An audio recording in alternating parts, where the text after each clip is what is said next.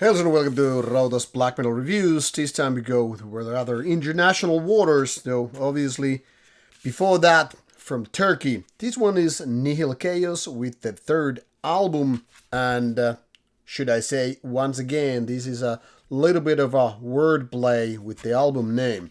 Here, however, let's first take a look at this package. Has a little bit vague cover image. I'm not exactly sure what this is supposed to be, but kind of a storm-like.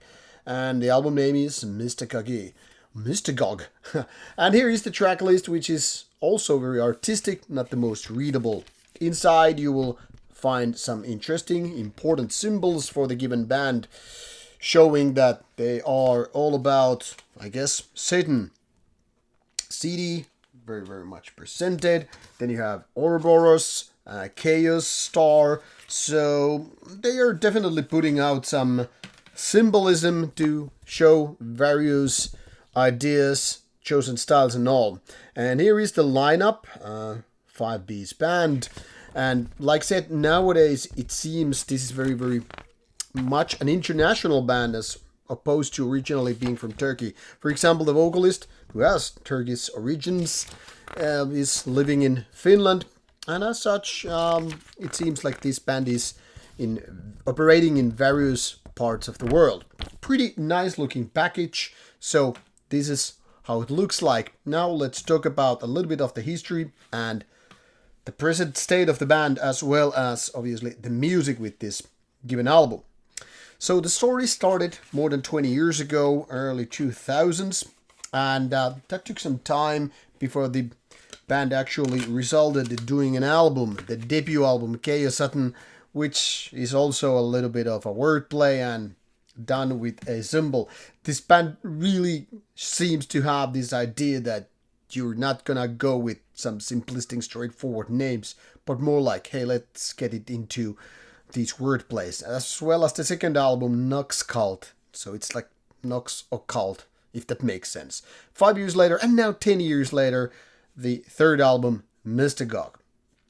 So, the previous one, I remember that I wasn't totally convinced about it, and somehow this split that came after that, Cult of Chaos Serpent, was a step up from the Nox Cult. Nox Cult had these issues, what the band was like having multiple of ideas, but didn't know sometimes to kind of like stop when it's winning, but like, hey, we're gonna add elements, and sometimes it became kind of a mess. Unfortunately, Mystagogue is once again pushing the same buttons in a way. First of all, it starts, very aggressively. It shows that this is the kind of a fast tempo black metal with a little bit melodics in the mix, and everything seems fine for a while. Then it starts, having these so-called filler parts where it just gets like, I don't know, messy. And second thing is, in my opinion, the production is kind of seems sounding like unfinished. What I'm saying here is that while I get their idea, this is supposed to sound more, I guess, organic as opposed to super produced and all that stuff.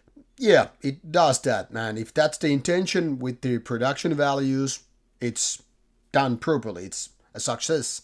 But when it comes to sounding powerful and impactful and kicking her ass, unfortunately, it's not doing that.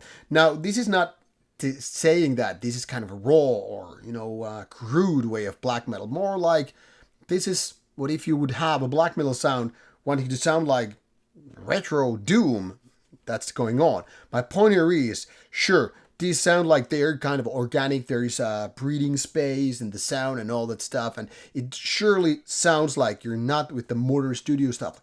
I was complaining exactly the same thing a little bit with the previous Behemoth album. I'm not talking about the 2025 album, where it seemed like it's more about the story or fable about the Emperor's New Clothes. Sometimes you take a step back in order to make it sound fresh. And sometimes when you just tried it too much, it sounds like you really didn't get what was supposed to happen. So for me, this sounds, in 2025 standards anyway, kind of demo-ish. It lacks the impact, which then again affects the whole album, where you're supposed to sound strong and heavy and, I don't know, dark and evil. It kind of fails. So it sounds like a lot of demo bands these days. But that is obviously not the main problem with the album, which is a little bit of hit and miss. Like there are some really good riffs where you kind of get the momentum going on. Then there's those filler parts with like, okay, I can live with them as long as you kind of manage to go high up and all. But there are also parts where it's just really mediocrity. Like some parts are like misplaced, like as if they shouldn't be here in the first place. So I'm thinking, didn't anybody kind of figure out to tell that, okay, this riff is just outstandingly mediocrity? And this results the album being a little bit stagnant at some points. So like I said, there are some good melodies, there are some good aggression with the, some riffs and faster pounding, and the vocals are really good, especially with the black metal raspy ones. They're kind of not shrieky, but yeah, raspy. Then the growlier parts, visiting for a little bit, not needed, but fine. And then there's some borderline clean vocals, which just feel like unnecessary. They're not bothering me, but they just feel like they are not adding anything of value here. But more importantly, I think it's about the compositions. They are made of various quality parts, and when it gets to the very basic guitar riffs, it's just like someone should have told this is not good enough, especially with the rather weakish production. I know it's gonna upset some people when I say it out straight, but I really need to be honest here.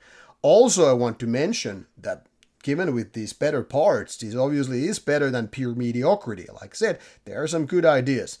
However, in the end, when summing up things, the bad and the good ones, and some one of those in the middle, I would say this is the kind of a budget version of Watain. There are like good ideas which give you a little bit of this mayhem feeling, a little bit of that Watain feeling and all that stuff. But maybe because the band is not putting albums out too often, it feels like it's not really evolving that fast. So if this quality was 10 years ago, it's still there. Now, give it a go. Links are provided in the description box, and don't mind my criticism.